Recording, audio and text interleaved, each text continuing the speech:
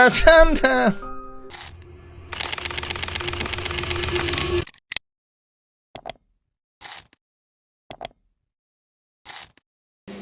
Halo, Assalamualaikum warahmatullahi wabarakatuh.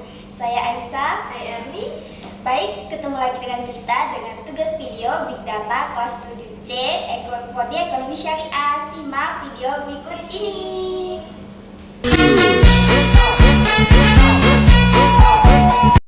Pemerintah kembali menggelontorkan rangkaian insentif pajak yang dirancang untuk menjaga daya beli, menggerakkan konsumsi, dan mengapresiasi investasi sepanjang tahun anggaran 2025.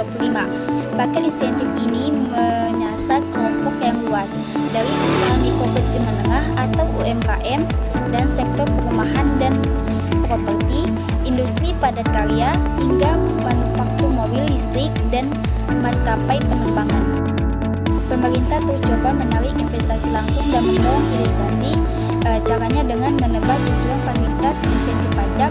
Wakil Menteri Investasi dan Hilirisasi atau Wakil Ketua BKPM Terdupa Pasaribu yang mengungkapkan bahwa pemerintah ini menambah daya saing global yang terutama dalam menarik modal asing langsung.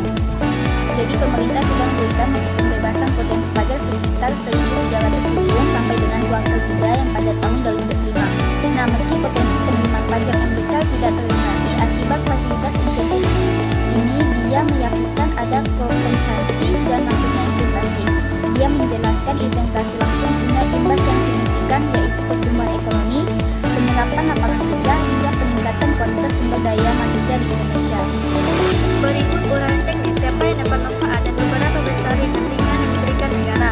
Yang pertama, tax holiday, yaitu pengurangan pajak penghasilan PPh pada hingga 100% untuk investasi senilai 500 miliar atau lebih selama periode 5-20 tahun di industri pionir. PPh pasal 21 ditanggung pemerintah.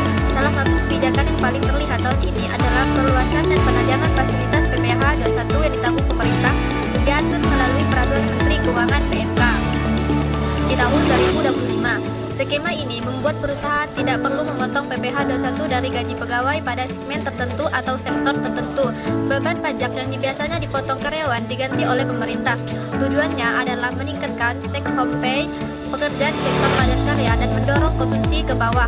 Ketentuan teknis diatur dalam PMK dan perubahan sepanjang 2025. Ini bukan hanya stimulus pemerintah, juga menjadi salah satu mempertahankan tenaga kerja di industri yang sensitif penggajiannya. Yang kedua, pengurangan PPh badan sebesar 30% dari nilai investasi selama 5 tahun, salah satunya untuk sektor panas bumi, pembangkitan listrik energi terburuknya dan industri bioenergi. Selain itu, pembesaran PPh 22 atas barang impor untuk kegiatan panasan bumi diperpanjang atau diarahkan permanen. Pemerintah masih memprioritaskan UMKM. Tarif PPh finansial 0,5% berbasis omset tetap dipertahankan dan sedang dalam proses regulasi agar dapat diberlakukan lebih lama, bahkan diarahkan menjadi permanen menurut pengumuman kementerian terkait. Bagi banyak pelaku usaha mikro dan kecil, skema 0,5% ini mereduksi beban administrasi dan memberikan kepastian harga usaha. Selain itu, skema harga bebas PPh bagi UMKM beromset di bawah 500 juta hingga dipertahankan untuk melindungi usaha mikro yang rentan. Kombinasi pelembaran keringan ini berpotensi menjaga keberlangsungan usaha dan mendorong formalitas usaha.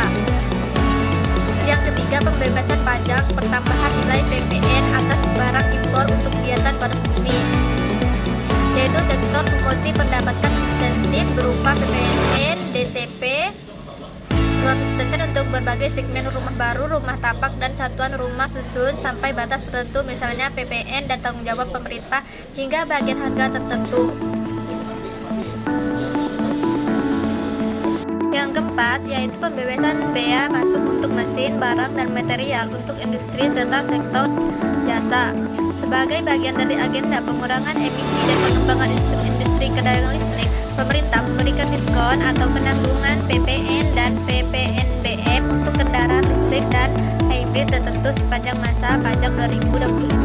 Skema yang mencakup pembebasan bea masuk, pengurangan PPNBM dan PPN DTP yang jika jika dirangkum bisa mengurangi beban pajak pembelian mobil listrik persentase signifikan. Tujuan pendeknya menurunkan harga jual akhir, mendorong adopsi EV dan membangun ekosistem manufaktur lokal untuk produsen dan pelaku industri otomotif.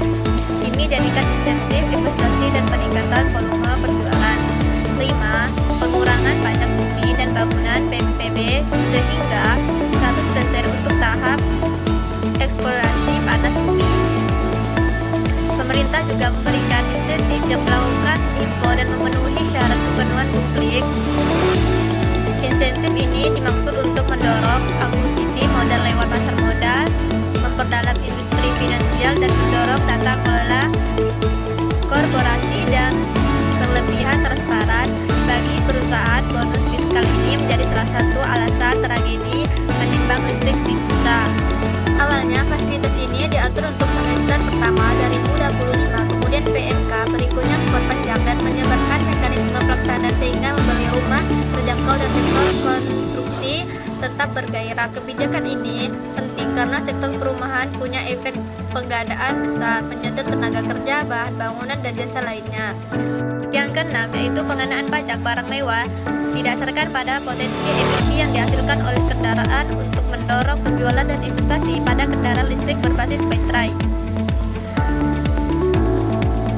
Untuk mengangkat kembali mobilitas domestik dan mendongkrak peristiwa regional, pemerintah menerapkan PPN DTP parsial pada tiket pesawat kelas ekonomi pada periode libur. Mekanisme ini membuat harga tiket terasa lebih terjangkau bagi penumpang dan menstimulus pemerintah perpanjang logistik, berdampak langsung ke maskapai, agen perjalanan, hotel, dan pelaku wisata lokal. Yang ketujuh yaitu pengurangan penghasilan bruto yang menjadi dasar pengenaan pajak penghasilan hingga 300% dari biaya kegiatan penelitian dan pengembangan R&D serta hingga 200% untuk kegiatan pelatihan dan vokalis. Insentif lainnya catatan alokasi anggaran. Selain itu, 6 bagian di atas adalah pula insentif sektor kecil-kecil seperti PPN, BM, DTP untuk segmen tertentu, subsidi fiskal untuk proyek pemerintah yang mendapat padat karya sebagai biaya pajak direlokasi ke proyek prioritas, serta insentif fiskal yang bersifat temporer untuk merespon kenaikan tarif PPN nasional. Pemerintah biasanya mengumumkan estimasi alokasi anggaran untuk masing-masing fasilitas di dokumen raker dan siaran pada kabinet. Sejumlah fasilitas dijalankan dengan dana dan tanggung jawab melalui kas APBN tahun berjalan. Dan ada dampak yang diharapkan dan tantangannya. Secara agregat, tujuan paket ini jelas, yang menahan tekanan inflasi dari sisi permintaan dan menjaga daya beli rumah tangga dengan mendorong investasi hijau dan mempercepat formalisasi UMKM. Namun ada tantangan nyata yang seperti kapasitas aturan dan proses administrasi atau misi syarat pemanfaatan PMKM yang berisiko beban fiskal terhadap APBN serta efektivitas tergantung apakah manfaat benar-benar sampai ke usaha mikro yang rentan atau justru lebih banyak dinikmati perlu yang lebih besar. Jadi pengukuran pasca pelaksanaan atau monitoring atau evaluasi akan menentukan apakah stimulus ini jadi nilai tambah atau hanya pemindahan waktu konsumsi. Nah, bebas pengamatan juga mengingatkan perlu kombinasi langkah non fiskal atau misi perbaikan distribusi kredit daya saing industri agar insentif fiskal memberikan efek jangka panjang.